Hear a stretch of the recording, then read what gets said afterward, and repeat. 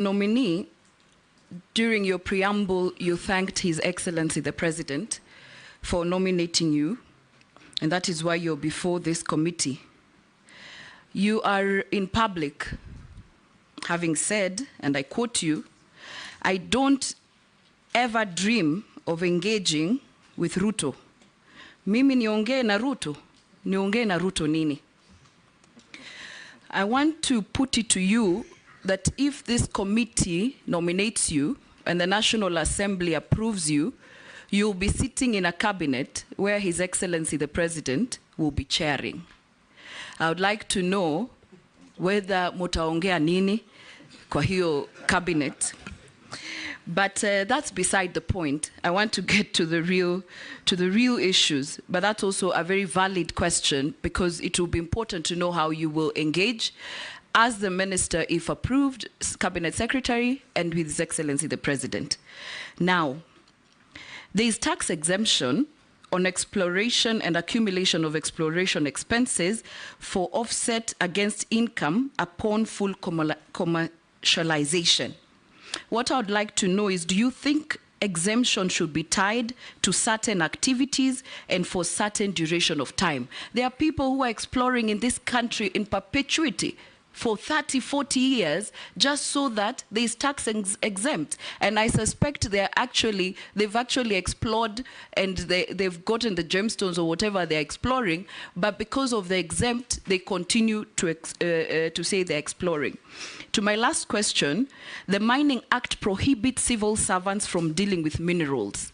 According to Article 81 of the Mining Act, no person, whether civil or military, and serving in government is allowed to directly or indirectly acquire or hold any right or interest under any prospecting right. Despite this provision, high-ranking government officials, public officers, state officers, and civil servants are involved in mining. And I'm sure some of them have started looking for you since you were nominated. What mechanisms and plans will you put in place to ensure that revenues from gemstone mining do not end up in the pockets of cartels without disclosure? Actually, I thought cartels are only in agriculture, health. I've come to realize during this appointments committee, cartels are everywhere, including mining. And how do you intend to protect and shield communities from unscrupulous miners and cartels? Nelson Koech. Mine also was a quick one too, on the same gemstone. Late last year, the president had this launched, it's called a Voi Gemstone Value Addition Center. It is ill-equipped, nominee. I don't know what you will do to make sure that there is value for money, and the small-scale miners are also able to be able to sell their mines in Voi Additional Center, Gemstone Additional Center. Number two is the mining law sets up several mechanisms which Kenyans can enjoy direct benefits from minerals. That is, for every sale of mineral, proportion of value of mineral is paid to the government as royalty, which is shared between national and county government and mining communities in the ratio of 70, 20 to 10, respectively. How then will you do differently to ensure the same is adhered to mining communities and county benefits? Nominee.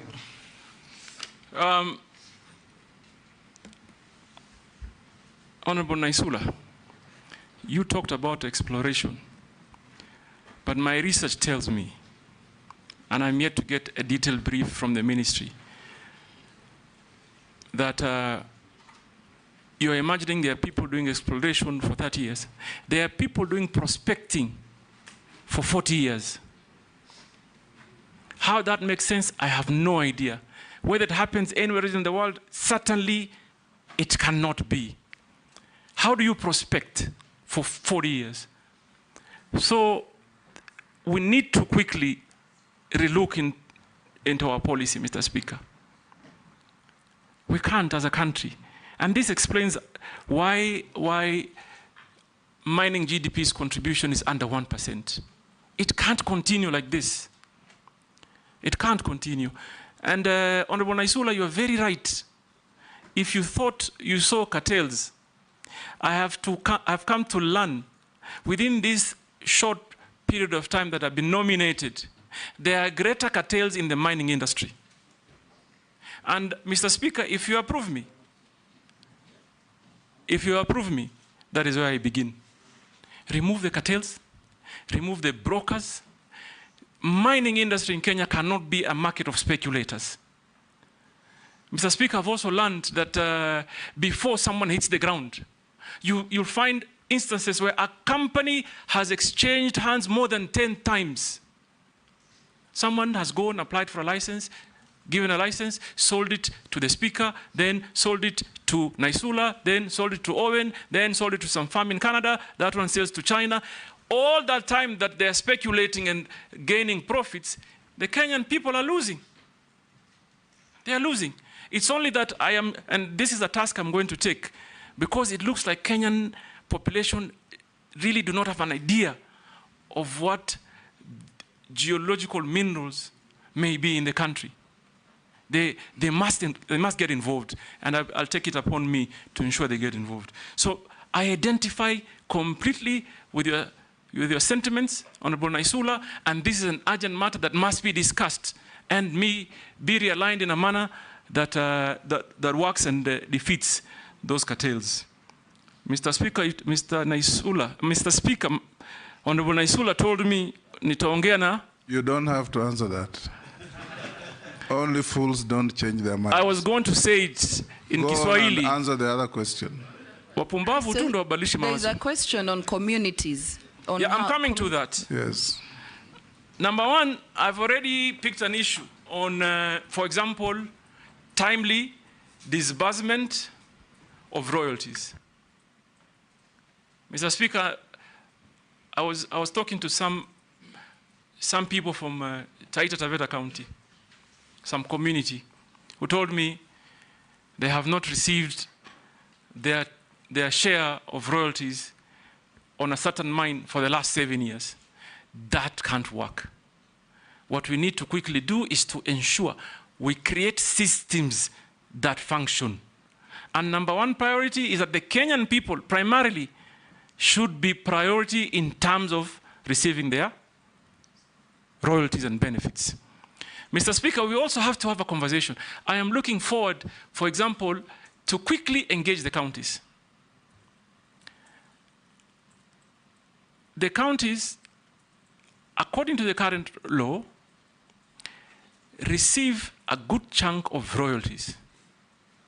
Maybe we may need to look at our legal framework on how we can also cushion the communities in the counties by ensuring that we maybe ring-fence some of the resources to development.